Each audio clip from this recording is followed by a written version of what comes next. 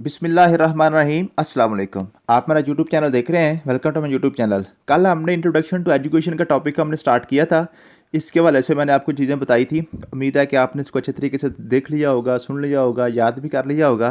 तो introduction to education के हवाले से जितने भी आपके पास्ट पेपर क्वेश्चन आ चुके हैं वो मैं आपके साथ पहले शेयर कर देता हूँ।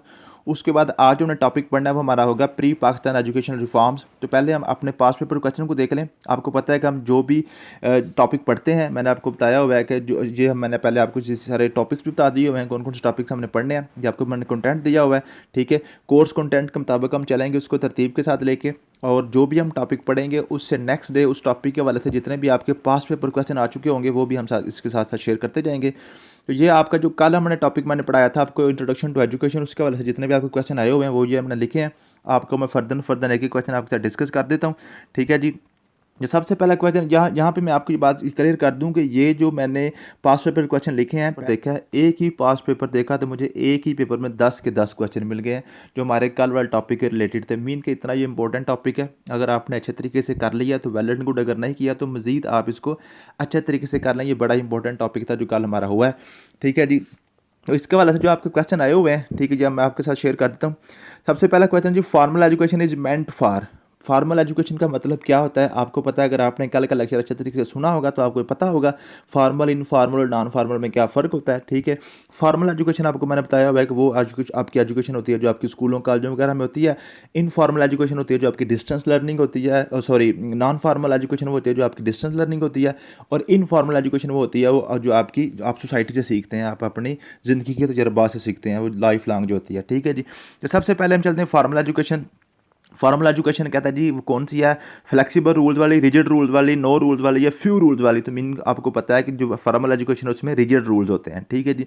उसके बाद जी the education confined to education institute, जो तलीमी इदारों के अंदर जो बंद होती है, जो तलीमी इदारों तक महदूद होती है, वो कौन सी एजुकेशन होती है आपको पता है? वो फॉर्मल एजुकेशन है। उसके बाद आपको पता है education is not pre planned in. Education जिसमें प्री प्लान नहीं होती, जिसमें किसी किस्म की कोई प्लानिंग इन्वॉल्व नहीं होती, वो आपको पता है वो आपको कौन सी होती है? वो आपकी इनफॉर्मल एजुकेशन होती है। आंसर 20 का करेक्ट होगा। उसके बाद आपके पास क्वेश्चन नंबर 4 है, in our schools teaching is. हमारे स्कूलों में टीचिंग किस तरह की हो रही है आपको पता है? सोशल, ये आपकी वन वे प्रोसेस है, डायनामिक प्रोसेस है, स्टैटिक प्रोसेस है, मल्टी एंगल प्रोसेस है। तो आपका ये जो क्वेश्चन है वन वे प्रोसेस का आंसर ठीक होगा। मीन के हमारे स्कूलों में वन वे प्रोसेस ही होता है, टीचर ही पढ़ाई जाता है, स्टूडेंट्स को पढ़ने का, उसको बोलने का मौका नहीं दिया जाता, ठीक है जी। उसके बाद आपके पास क्वेश्चन नंबर 5 है जी, educational system is developed for. Education system को डेवलप क्यों किया जाता है? ये आपके पास सोशल नीड्स है, पॉलिटिकल नीड्स हैं, सोशल एंड पॉलिटिकल नीड्स हैं या लीगल नीड्स हैं। तो इसका करेक्ट आंसर है जी सोशल नीड्स। सोशल नीड्स को फुलफिल करने के लिए एजुकेशन जो निज़ाम है उसको डेवलप किया जाता है। क्वेश्चन नंबर 7 है, informal education is. Informal education आपको पता है ये कौन सी एजुकेशन है? जो आप सोसाइटी से सीखते हैं, ठीक है जी। ये आपकी स्कूलों कॉलेजों में नहीं होती।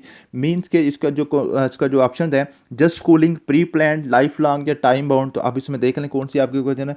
जस्ट स्कूलिंग वाले तो आपकी जो होती है जी आपकी फॉर्मल एजुकेशन होती है, प्री प्लान भी आपकी फॉर्मल और नॉन फॉर्मल एजुकेशन होती है, टाइम बाउंड भी आपकी फॉर्मल एजुकेशन होती है, और लाइफ लॉन्ग सिर्फ जो है वो आपकी इनफॉर्मल एजुकेशन होती है। इनफॉर्मल एजुकेशन आपकी लाइफ लॉन्ग होती है। इसका आंसर नंबर सी ऑप्शन इसका करेक्ट होगा।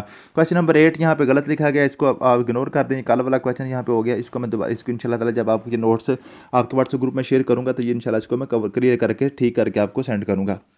क्वेश्चन नंबर 9 है, लामा गोल open university was established in. लामा गोल ओपन यूनिवर्सिटी कब बनी थी? 1972 में बनी थी। इसको आप ये ज़िमनी क्वेश्चन इसको याद कर लें। उसमें क्वेश्चन नंबर 10 है, strict discipline of education is followed in. Strict discipline किस में फॉलो किया जाता है? वो आपकी फॉर्मल एजुकेशन होती है, आपको पता है, ठीक है जी, समझ आ गई है।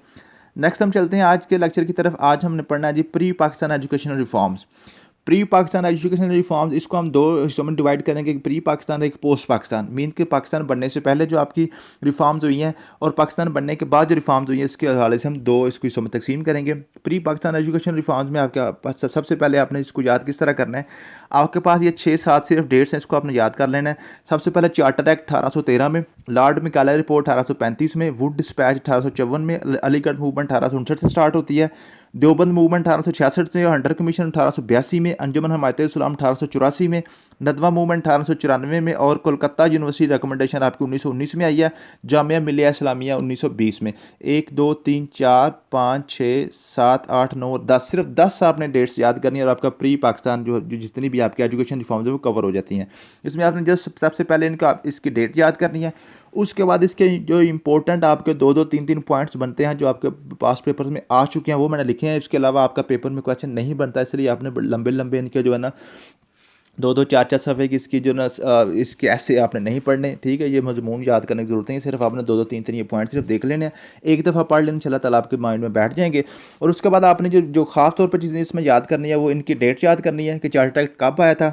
और उसके अलावा आपने ये जो आपके पास अलीगढ़ मूवमेंट है या देवबंद मूवमेंट है या हंटर कमीशन, तो ये जो ना जिनका कुछ तो आपके कमीशन है जिस जो उनके नाम से हैं, जैसे हंटर कमीशन है, लॉर्ड मैकाले है, तो ये तो उनके नाम से ही है। वुड डिस्पैच भी बंदे का नाम था।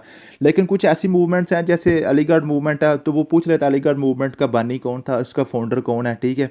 उसके बाद पूछ लेता है जो देवबंद मूवमेंट का फाउंडर कौन था, ठीक है।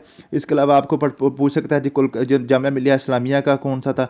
तो ये आपने इनके फाउंडर याद करने हैं लाजमी, और उसके अलावा आपने इनके डेट्स याद करनी है। और ख़ास तौर पर ये अलीगढ़ मूवमेंट, इसको मैंने रेड किया हुआ है, ठीक है। अलीगढ़ मूवमेंट को मैंने रेड इसलिए किया हुआ है, ये वेरी वेरी इंपॉर्टेंट है। सबसे इंपॉर्टेंट चीज़ आपकी अलीगढ़ मूवमेंट है। अगर आप अलीगढ़ मूवमेंट को सिर्फ याद कर लेते हैं तो आप यूँ समझें कि अलीगढ़ मूवमेंट के अंदर से एक या दो क्वेश्चन आपके लाजमी आने होते हैं।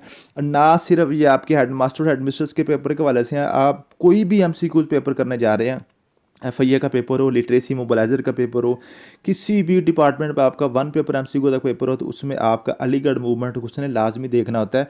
तो अलीगढ़ मूवमेंट में खास तौर पे आपने एक तो याद करना सर सैयद अहमद खान की date of birth, date of उनकी जो ना डेथ, ये आपने याद करनी है। उसके बाद आपने ये जो इनके ना मुरादाबाद स्कूल वगैरह और गाज़ीपुर वाला स्कूल जो है ना, इनके हवाले से ये काफ़ी चीज़ें पजल करता है, ठीक है। यार वो पूछ लेता है जो आपका जो ये स्कूल था इसको कॉलेज का दर्जा कब मिला था MAO स्कूल को, ठीक है। और उसको MAO स्कूल जो है ना आपका ये आप इसको यूनिवर्सिटी का दर्जा कब मिला था, ठीक है। ये बड़ा इंपॉर्टेंट है, ये चीज़ें आपने लाजमी खास तौर पे अलीगढ़ मूवमेंट की कोई भी चीज़ आपने छोड़नी नहीं है। जो आपके पास ये 7-8 इसके पॉइंट है, इनको अच्छे तरीके से याद करना है अलीगढ़ मूवमेंट को, ठीक है। अलीगढ़ मूवमेंट अगर आप अच्छे तरीके से याद कर लें तो समझिए आपका 2-3 क्वेश्चन तो पक्के हो जाएंगे। तो अब आपका जी कल जब इसका मैं पोस्ट पाकिस्तान आपके साथ शेयर कर दूंगा, पोस्ट पाकिस्तान आपने 8-10 पॉइंट जो आपने याद करने हैं, तो उसके बाद इंशाल्लाह ताला आपका हेड मास्टर हेड मिस्ट्रेस का जो पेपर है इसका आपका 20% सिलेबस इंशाल्लाह ताला कवर हो चुका होगा। 20% मैं आपको कह रहा हूँ, 20% आपका कवर हो चुका होगा पहले ही हफ्ते इंशाल्लाह ताला।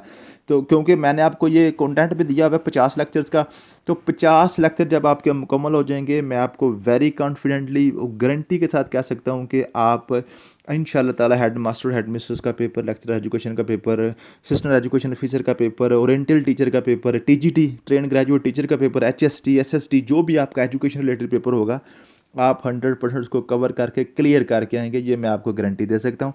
लेकिन अब आप पे है कि आप कितनी मेहनत करते हैं। ये थोड़ी थोड़ी चीज़ें हैं, साथ साथ आप पढ़ते जाएं, तो इंशाल्लाह ताला आपके डेली क्वेश्चन साथ साथ कवर होते जाएंगे। और इस टॉपिक के वाले से जितने भी आपके पास पेपर क्वेश्चन हैं इंशाल्लाह ताला कल मैं आपके साथ